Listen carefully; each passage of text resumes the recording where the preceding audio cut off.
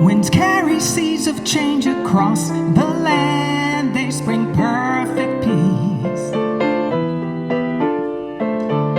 And waters clean as fires burn from bright light into perfect peace. There's a divine reality to soothe your soul, of everlasting presence that makes all things right. His perfect peace. The air we breathe is full of magic. We breathe in as life. Perfect peace, perfect peace. And with each breath we take, we breathe with the one divine. Perfect peace, perfect peace. See flowers bloom and dance in sunlight and in rain. In perfect peace. Then rest surrendering to midnight moons in perfect peace. Perfect peace. Yes, and the heavens celebrate as stars fill the night sky. Then once again retreat into the dawning light. Perfect, in perfect peace. Perfect peace. Yeah.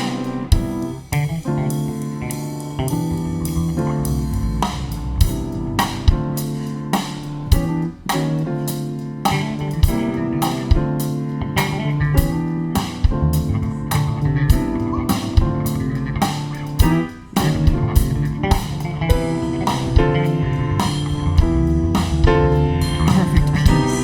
Yes. Until I put some stank on it.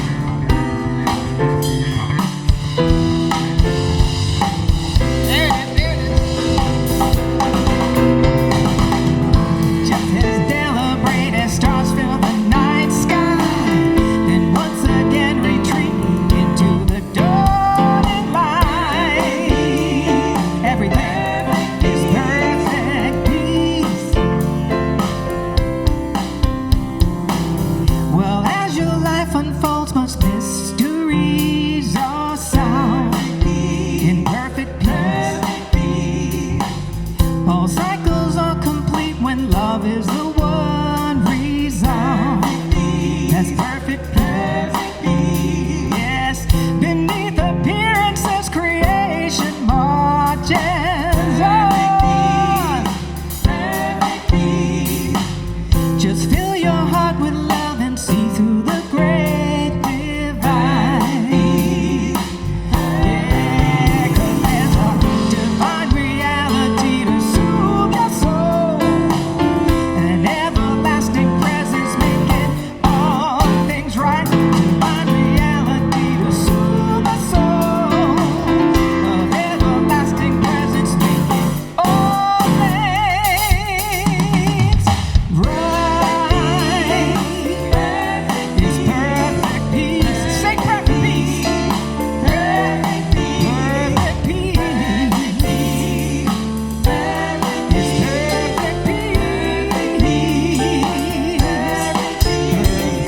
perfect peace. Yes, sir. Perfect peace. Perfect peace is mine. Perfect peace is mine. What? Perfect peace is mine. Perfect peace is mine. Got all lost up here and dreamy. Thank you. The perfect peace. Thank you.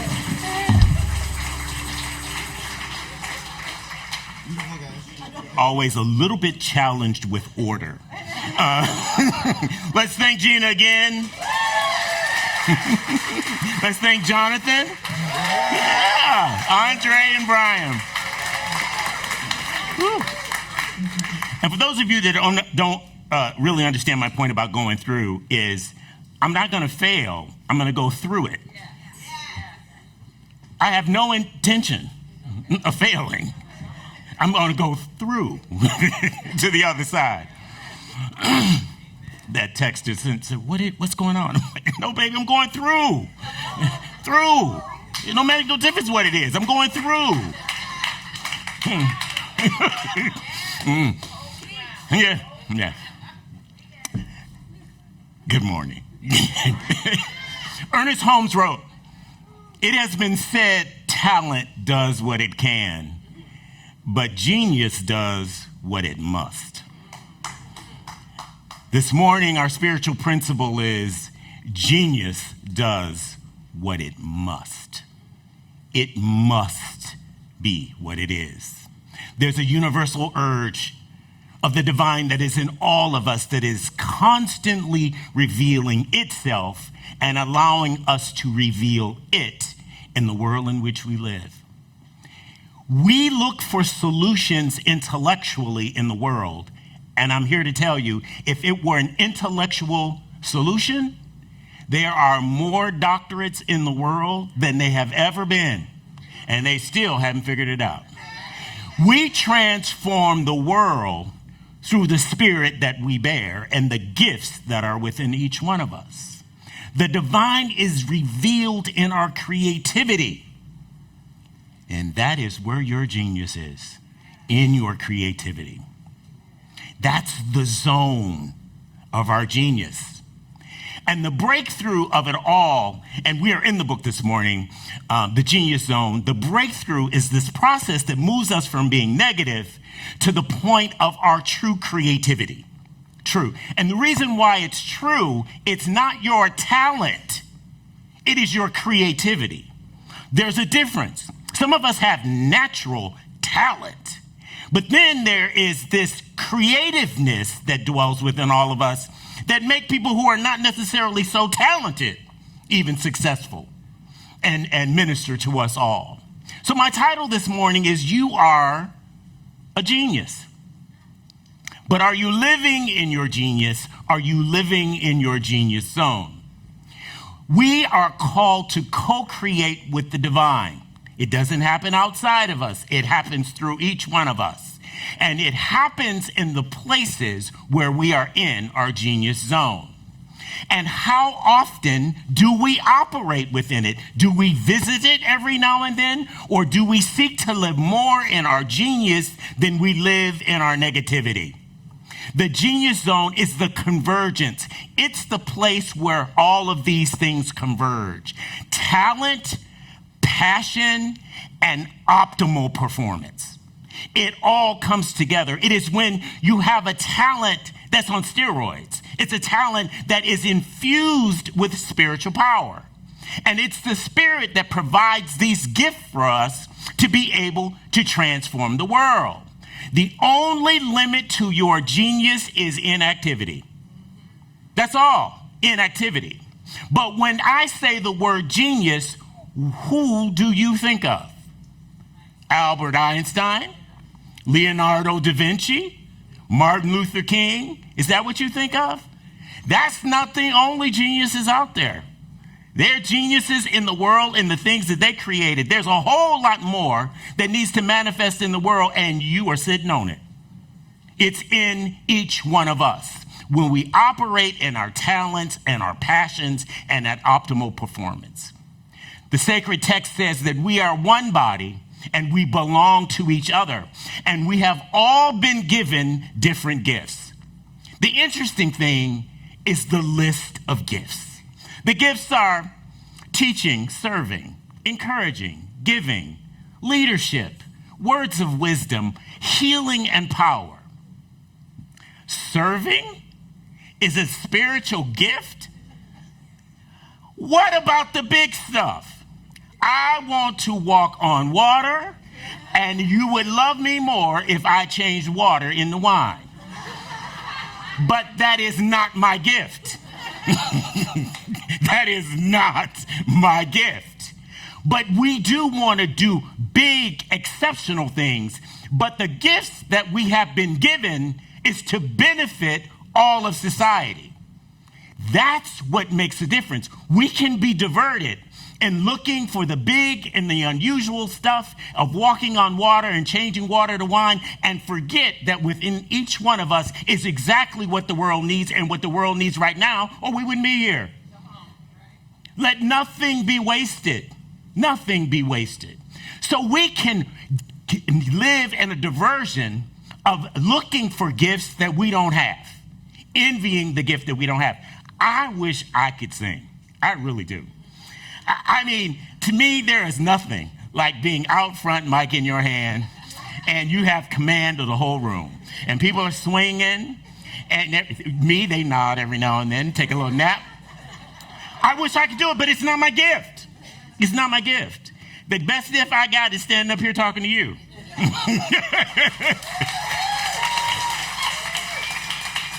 But operating in your gift and looking for something else other than your gift and the gift that has been given to you is a diversion. And the other diversion is living in the comfort zone, your upper limit, the place where you achieve, and when you achieve so much, we experience self-sabotage. No matter what it is, no matter what we've accomplished, doubt and unbelief shows up, and we start self-criticizing what has happened and what is about to happen in our life. But I believe this divine urge that is within us is constantly pushing us to go over what we perceive to be a limit.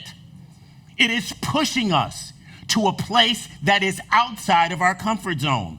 You will not, I will not operate totally in our gifts if we are only in our comfort zone. If I was only in my comfort zone, I would just sit and write. I wouldn't stand up and talk. Gina could write music, but not stand up and sing it. You have to operate in it. You have to push beyond the limits you have set in your life. And even though it may be uncomfortable initially by which to embrace those challenges, there is something in us that pushes us forward. Everything that is alive grows. If it is not growing, it is not alive. And failing to recognize our gifts is the only way and the only reason that we don't get to use them. It's that we ignore the gifts that we have been given. But they have been given to everyone. Not everybody can change water to wine, and not everybody can walk on water.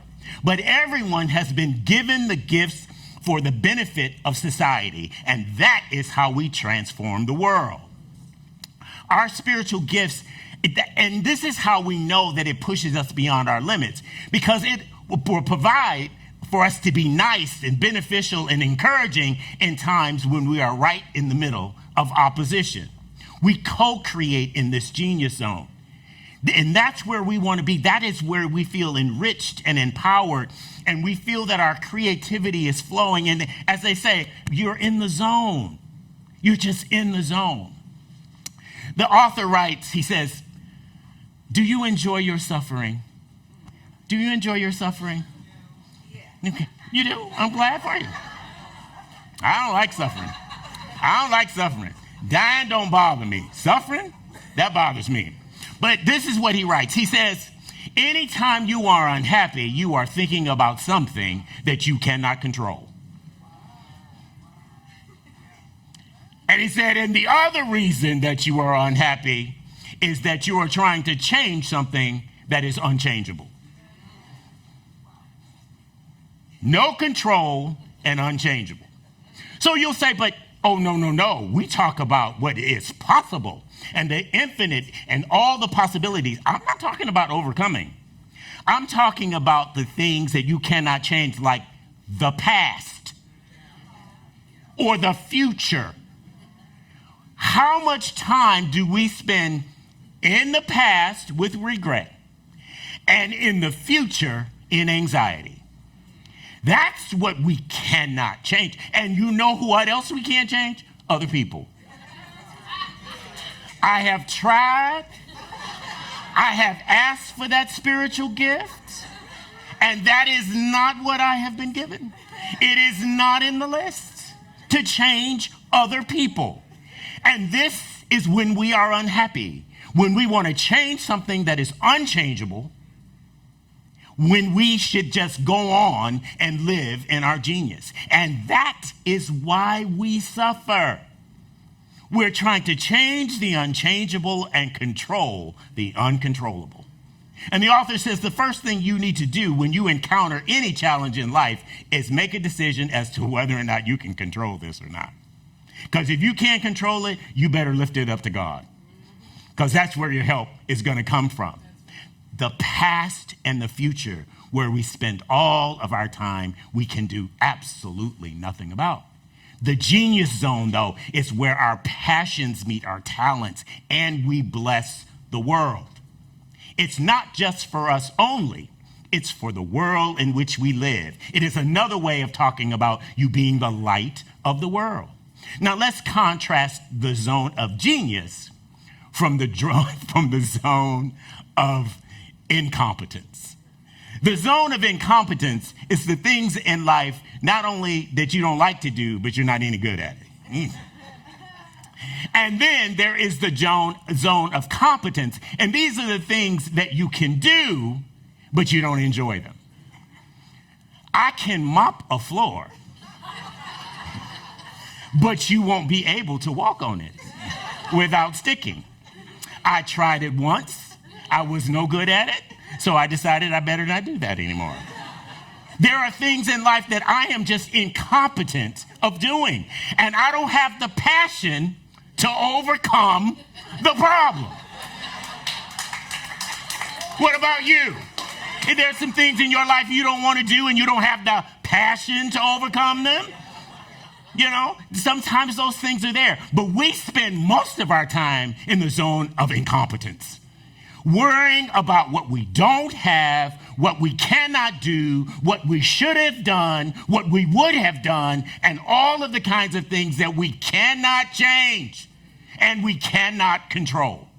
And it prevents us from operating in our genius zone.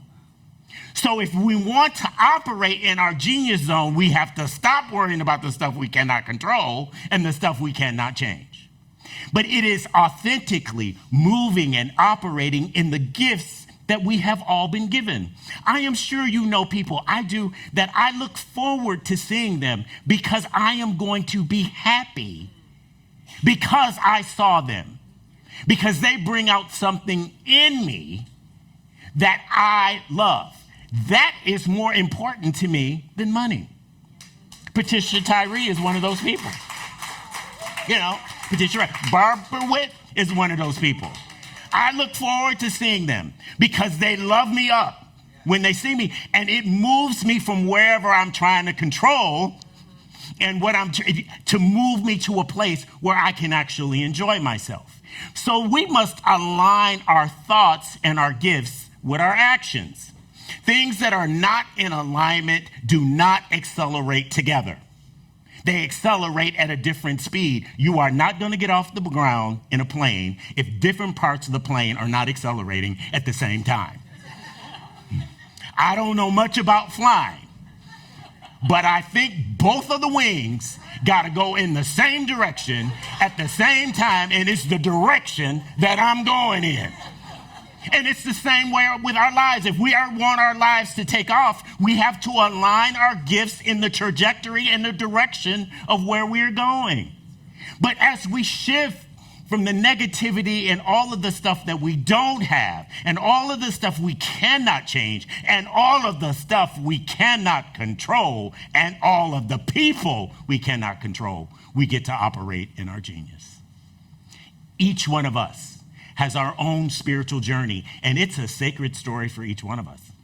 Now, as a diverse group of people that we have here, none of our stories are probably the same. They are all individual. They are all our individual sacred story. Not the story we tell ourselves, the sacred story of overcoming that we all have. But what joins us together are the values that we celebrate together. Diversity, equity, inclusion, and justice. And when we talk about justice for us, it's just not racial justice. It's gender justice. It's LGBTQIA plus justice. It is the justice of the economy. It's the justice of urban communities, of rural communities. of people with disabilities, of immigrants, of people that were not born here, all of that oppression. When we talk about social justice, we're talking about everyone overcoming. We are talking about a world that works for everyone. Everyone, even the people I don't like and don't like me. And that's what I know I need grace and a gift for. Because I even want to people, because there's something in me. There's an urge in me that says that I even have to want the best for them as well. But it's the world that works for everyone. And the world that works for everyone needs the gift that you have. Yes. It needs the gift. That is your genius. To operate in your gift and align your life in that direction and let the stuff that you cannot control, that you cannot change, and that you cannot undo be what it is in the past. Regretfully sometimes, painfully sometimes, but no matter how much time you spend on it, you are not going to change the past. It's not possible. If it were possible, I would do it. And I'm not sure that I'd be standing here. You know, you never know what decisions you would make if you had the opportunity to do them all over again. If you decided to go left instead of right. That the first time that I came to town to interview for a job, I decided to come here at 9 o'clock in the morning and to be here for service and just going, oh, I think I found my tribe. I've been looking for my tribe my entire life, and I finally found my tribe. And now I happen to be the leader of the tribe. Now tell me God ain't good. And I will tell you, think about it.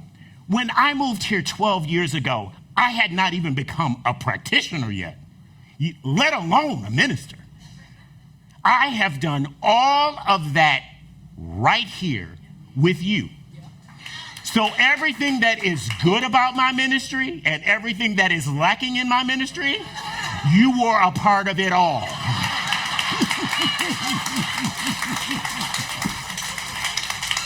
So pat yourself on the back and say amen. You have been a part of it all.